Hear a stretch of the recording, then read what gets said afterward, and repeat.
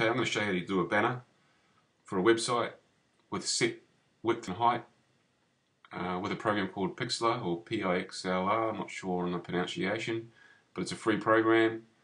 It runs on a web page, so it doesn't have to be downloaded, and I find it awesome, especially for people who don't have to do a lot of photo editing, just want to do the odd thing here and there for their websites, and you can't load up images from a camera, so this is a perfect thing to do. We can change dimensions and change file size.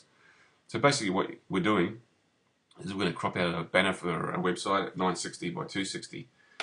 So firstly you've got to load up an image file and then open an image. You can drag an image in from your computer and it'll load into this area. Click on the crop tool. The crop tool is the same between Photoshop, Firefox, GIMP, Paint.net. It's the same sort of generic icon used across all those sort of programs. Click the icon for the crop.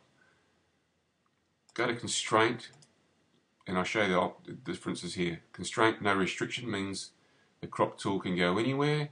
You can drag it to your heart's content, and you're not really setting any image restrictions here for, say, a web page. Once you let go of the mouse, it'll just go into a spot, hit enter, and you've cropped your image. Beautiful, done. If that's what you're happy with. What we want to do is set width, so we'll do a Control Z, will take us back a step. Control Z is my favourite shortcut because I make lots of mistakes and I can go back a step. So you go to the crop tool, hit constraint, aspect ratio.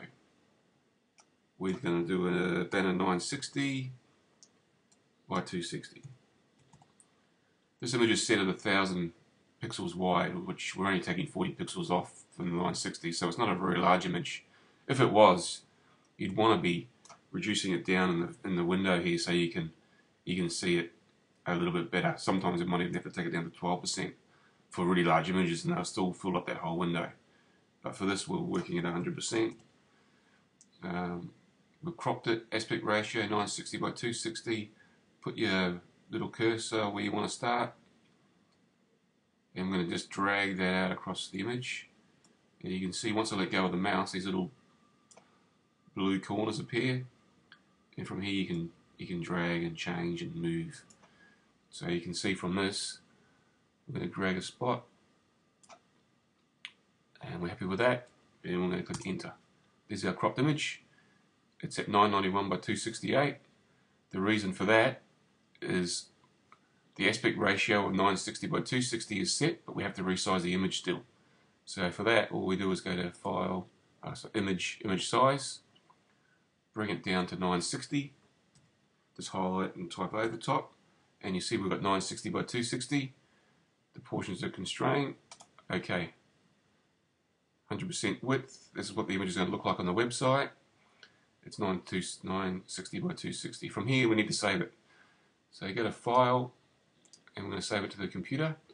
Give it a file name that it's not a camera file name. Give it a image description.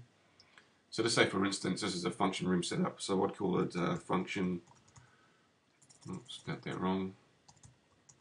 Function underscore room underscore setup. Don't have any spaces. Put a forward slash or an underscore like that. One of those two is fine. Generally an underscore. And then you got your quality. You don't want your file sizes to be any more than, say, 50 KB if you can help it. Especially for banners. Background or websites is different, but for this is a banner, so under 50 is fine. If you see this above 50, let's do a little quality movement here, and you'll see it dragging back. But as this drags back, the image quality will start blurring out. So you've got to find a nice balance between quality of the image and website speed. Generally, between 60 and 80 is enough.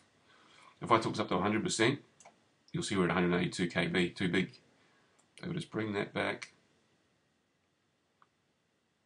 to there, happy with that, and go OK. So we've got the file name set up. It's a JPEG, which is good for photos. The quality is at 80%. It's under 50 KB. OK. Just confirming where I want to save it and the file name.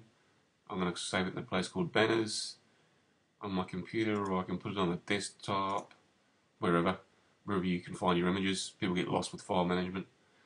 And then go save. And once you've done that, I'm not going to save it. Once you've done that, you've got a nice banner for your website. It should be beautiful, and it's a good program. So it's pixlr.com. You can do all sorts of things from here, similar to your Photoshop type programs.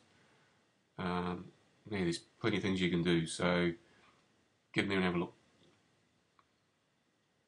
Hope that helps.